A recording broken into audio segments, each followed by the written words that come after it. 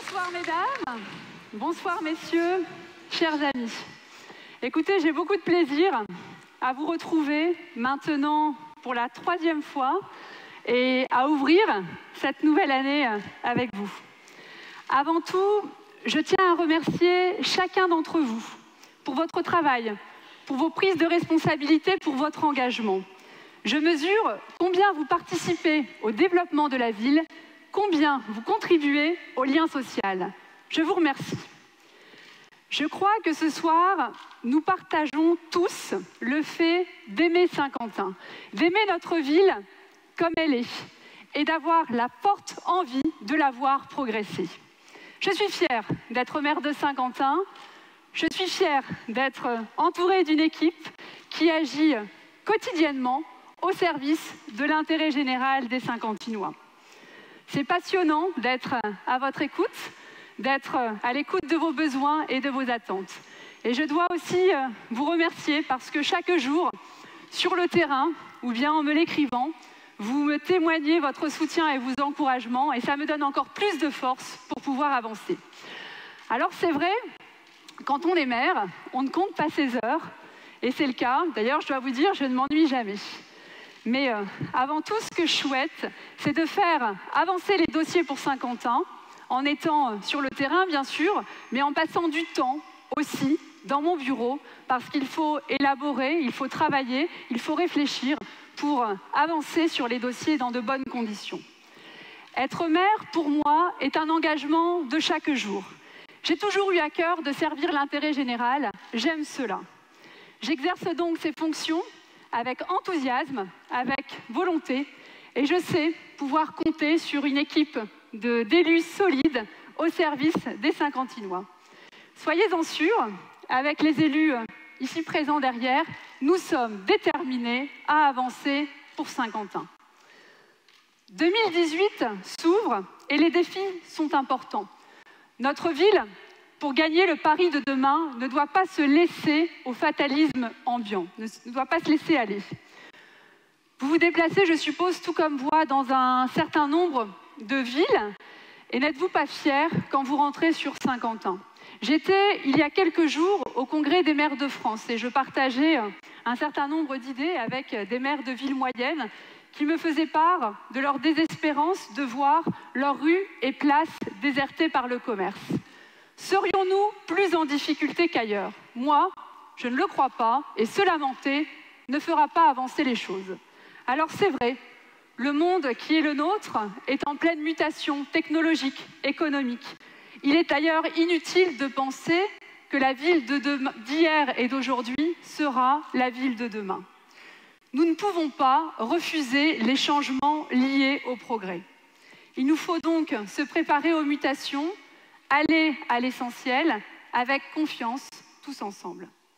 Si je me bats autant pour faire de Saint-Quentin une ville phare en matière de numérique et de robots numériques, c'est parce que toute ville qui n'avance pas dans ces domaines sera une ville sans avenir. Je ne veux pas tomber dans le pessimisme ambiant. Après des années de dégradation de la France, à l'intérieur comme à l'extérieur, un vent nouveau semble se lever.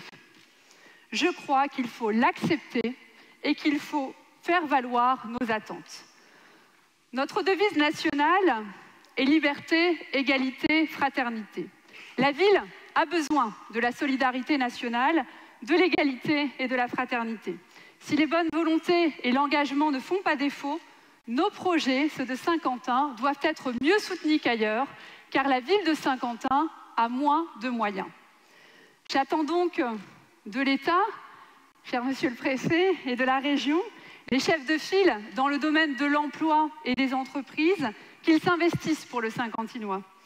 Je sais ô combien à la région, la mobilisation est forte sur cette question. C'est un sujet prioritaire pour moi en tant que maire et pour vous en tant que Saint-Quentinois. Il est essentiel que l'État, que la région, que le département soient à nos côtés.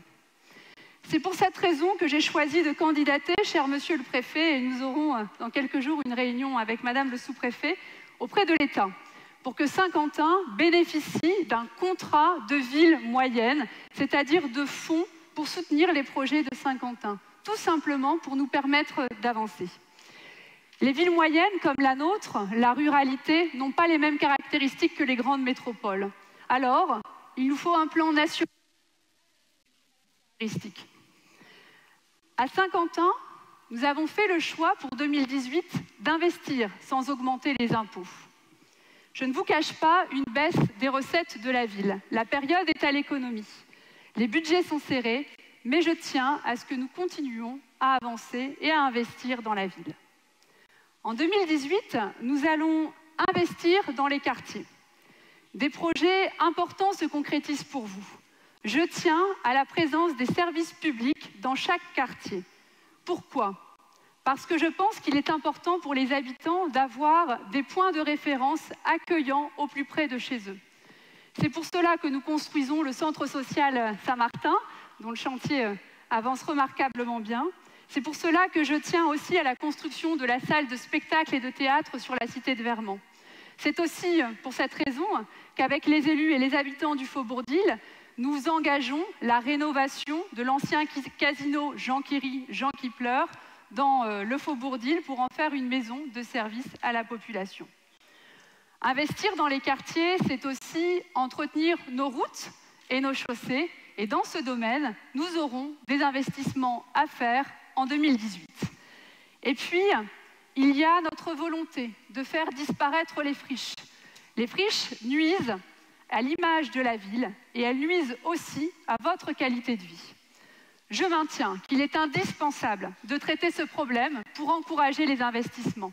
Vous savez, ce ne sera que sur des terrains propres, dépollués, désamiantés, démolis, que nous trouverons des investisseurs pour venir à Saint-Quentin. Il nous faut des terrains propres, il nous faut du prêt à l'emploi. Je vous le dis, je le dis aux investisseurs, et je sais qu'il y en a présents dans la salle ce soir, intéressez-vous à Saint-Quentin. Nous avons commencé en 2017 sur la place de la Basilique. Nous poursuivons rue Raspail en démolissant la friche commerciale. Même chose pour la rue des Canonniers et pour le quai Gaillan. Et puis, nous allons nous occuper de lancer des fouilles archéologiques sur la place de la Basilique. Alors, en 2017, on a démarré avec le diagnostic archéologique. On attend normalement, Madame le sous-préfet, dans les jours qui viennent, les résultats du diagnostic archéologique pour savoir quel type de fouilles nous aurons à mener et ensuite pouvoir faire des opérations de logement et puis refaire une place qui soit à la hauteur pour nos cœurs de ville commerciales, mais aussi pour notre belle basilique. Je ne veux pas dresser un inventaire à l'après-vert des actions que nous allons mener en 2018, car ce n'est pas l'objet d'une cérémonie de vœux.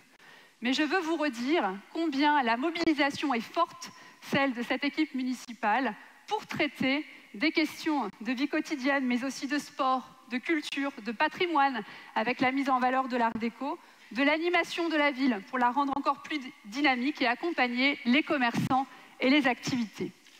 Il faut donner envie de venir à Saint-Quentin. Ce soir, j'aimerais m'arrêter avec vous sur trois sujets qui me tiennent à cœur et qui sont importants pour les Saint-Quentinois.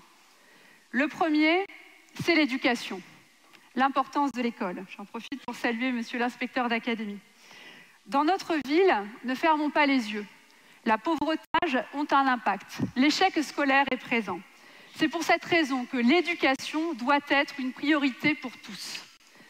J'aime beaucoup cette phrase très juste de Nelson Mandela. L'éducation est l'arme la plus puissante pour changer le monde. Oui, les enfants de Saint-Quentin ont le droit de réussir. Les enfants de Saint-Quentin doivent pouvoir lire, écrire, compter, avoir les possibilités d'apprendre un métier avec de réels débouchés. Dans le domaine de l'éducation, il est essentiel d'avoir des projets innovants. Pour toutes ces raisons, j'ai donné mon accord pour le dédoublement des classes de CP. Il me semble essentiel de favoriser l'apprentissage de la lecture. Dès septembre 2018, 12 écoles de Saint-Quentin vont bénéficier de ce dispositif. Si l'État s'engage à nos côtés, je suis prête à multiplier les clubs de lecture, d'écriture et de mathématiques, car ils donnent de vrais résultats. 2018 sera marqué par une amplification de la lutte contre l'illettrisme et pour la promotion de la lecture. Je profite de l'occasion pour saluer les enseignants pour la mission essentielle et leur engagement auprès de nos enfants. Leur mission est difficile. Vous savez tous qu'aujourd'hui, plus encore, la maîtrise des langues étrangères est devenue indispensable. Vous savez tous que c'est un atout évident de réussite pour les enfants. Je me réjouis donc qu'une école bilingue est ouverte dans le quartier Saint-Martin, à l'école Lavis. C'est une école bilingue en anglais qui a ouvert en septembre 2017. Je suis fière de ce projet. Il va monter en puissance cette année. C'est une vraie chance pour nos enfants. Je souhaite également encourager les projets avec nos villes jumelles, allemandes, espagnoles, anglaises, pour favoriser l'apprentissage des langues dans vos familles. Mais nous devons aussi penser aux jeunes qui sont en échec. Nous avons des avancées dans ce domaine, puisqu'à Saint-Quentin a ouvert au quartier de l'Europe en septembre 2017 un micro-lycée. Ce micro-lycée s'adresse à des jeunes qui sont en échec et qui sont déscolarisés depuis plus de 6 mois. Des adolescents qui ne faisaient plus rien et qui étaient à l'avenir menacés. Quand on a 18, 20 ou 24 ans, même si l'on connaît des échecs, la vie ne fait que commencer. Tout est encore possible. Il me semble essentiel d'accompagner ces jeunes qui sont plus en difficulté. Pour moi, c'est cela, encourager et soutenir la jeunesse.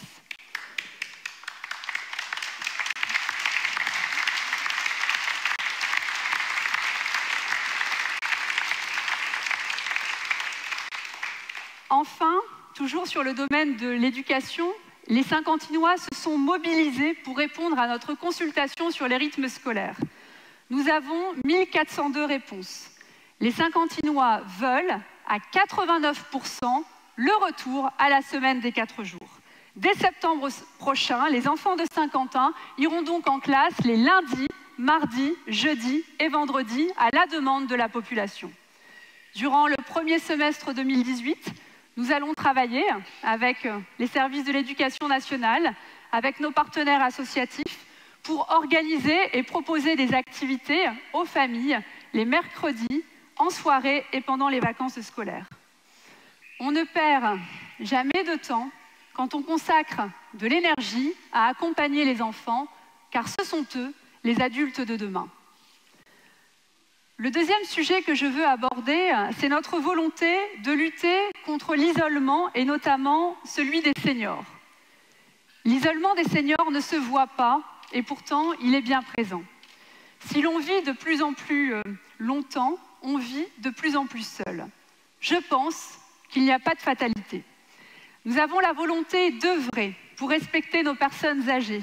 Nous voulons les accompagner avec chaleur et leur donner le sourire. Tout un programme conçu avec le Conseil des seniors pour faire de Saint-Quentin une ville amie des aînés. Ce n'était encore qu'un projet il y a quelques mois, mais ça y est, nous y sommes. Les actions se concrétisent avec des activités mises en place pour les personnes isolées.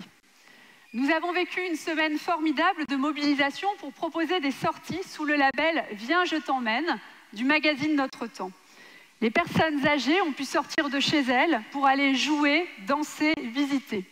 Les retours ont été unanimement positifs et nombreux. Pour moi, c'est cela, bâtir une ville solidaire. Il y a encore beaucoup à faire, mais nous sentons une énergie collective autour de ce projet. Merci encore à tous ceux qui y participent. Le troisième sujet que je veux aborder, c'est notre souhait d'associer la population au projet et à la vie de la cité. C'est ce qu'on appelle la démocratie participative de façon un peu pompeuse. Mais ici, elle a un sens, elle a une réalité. Il y a une véritable énergie partagée avec les habitants. Cette énergie, je l'ai repérée, je veux l'encourager. Nous avons le plaisir de compter 280 personnes engagées à nos côtés dans les différents conseils. La participation active des habitants apporte de la cohésion dans la ville et elle enrichit les projets. C'est pour cette raison que nous avons décidé d'ouvrir un espace citoyen rue Victor Bache. Je souhaite que ce lieu devienne un lieu incontournable d'initiative, un laboratoire d'idées à la disposition des habitants, un lieu ouvert à tous. La démocratie participative, j'y crois, et je souhaite encore la développer. Enfin, je vous propose en 2018 de lancer une démarche de réflexion pour imaginer comment nous voulons voir évoluer notre cœur de ville dans l'avenir. Les modes de vie changent très vite avec la révolution du numérique. Cela touche tous les secteurs de l'économie, mais ça touche également la façon de vivre dans une ville. Si notre mode de vie est déjà bien différent de celui de nos parents, qu'en est-il de celui de nos enfants qui est encore plus différent de celui que nous avions à leur âge? La vie change vite, change radicalement et cela ne cesse de s'accélérer. Alors la ville, dans l'élaboration de ses projets, doit en tenir compte, doit écouter les nouveaux besoins et prendre en considération les nouvelles attentes. Il nous faut prendre les bons virages dans tous nos domaines de compétences. Cela touche notre cadre de vie, le logement, la question du commerce, l'activité, l'animation. Je voudrais qu'on y réfléchisse ensemble. Cela doit être une œuvre collective. Cette démarche de réflexion que j'engage est ouverte à tous. Aussi, j'invite les personnes qui souhaitent y participer à nous contacter. Mon objectif est avec vous de penser une ville moderne, en phase avec son temps, mais une ville aussi solidaire et qui sait rester humaine. J'y tiens particulièrement car je considère que c'est cela créer le Saint-Quentin de demain. Chaque jour, je remarque l'énergie et l'engagement des Saint-Quentinois, les chefs d'entreprise qui s'investissent dans la ville, les professionnels au sens large, les institutions, les acteurs associatifs, les clubs-services, tous ceux qui portent la ville. C'est une chance. Notre ville est aimée, elle est portée par ses acteurs. C'est une belle synergie qui s'ouvre pour 2018. Je terminerai sur ces mots. L'avenir existe, il nous faut le construire ensemble, avec énergie et avec enthousiasme. Ça bouge à Saint-Quentin et ça va continuer à bouger.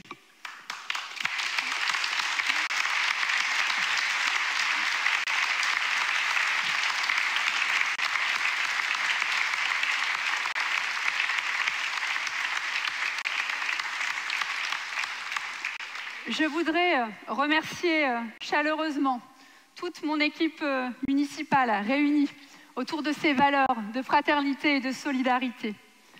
Je voudrais aussi remercier mon cabinet, dirigé par Christelle Chaban, qui est chaque jour à mes côtés, mais aussi les directeurs et les agents de la ville. Et puis, je tiens à saluer Éric Pélisson, notre directeur général des services, qui a obtenu une belle promotion dans les territoires outre-marins. Il nous quittera dans quelques jours pour rejoindre la Cour des comptes. Je tiens également à saluer les autorités qui nous font l'amitié d'être présentes, Monsieur le Préfet, Madame le Sous-Préfet, Madame et Monsieur le Sénateur, Monsieur le Député européen, bien sûr les maires de l'agglomération toujours présents et fidèles, Monsieur le Président de région qui était bloqué mais qui vient d'arriver, et puis nos autorités civiles et militaires aussi, merci pour votre présence. Je fais partie des personnes qui considèrent la période de vœux comme un moment suspendu où l'on retrouve une convivialité indispensable pour vivre dans une société où les rapports humains restent prépondérants. Aussi, je vous souhaite et je forme pour vous et pour vos proches des vœux de belles et heureuses années 2018 et je vous invite à partager ensemble une belle soirée conviviale. Merci.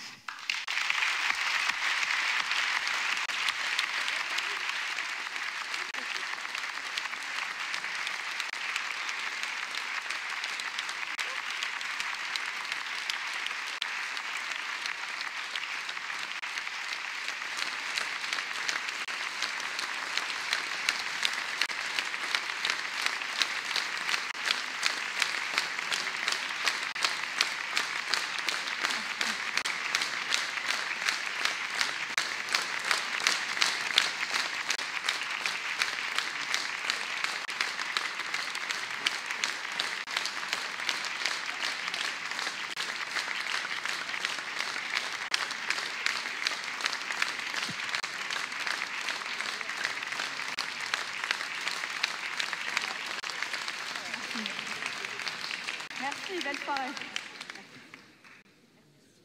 Je vous invite à partager le verre de l'amitié. Merci.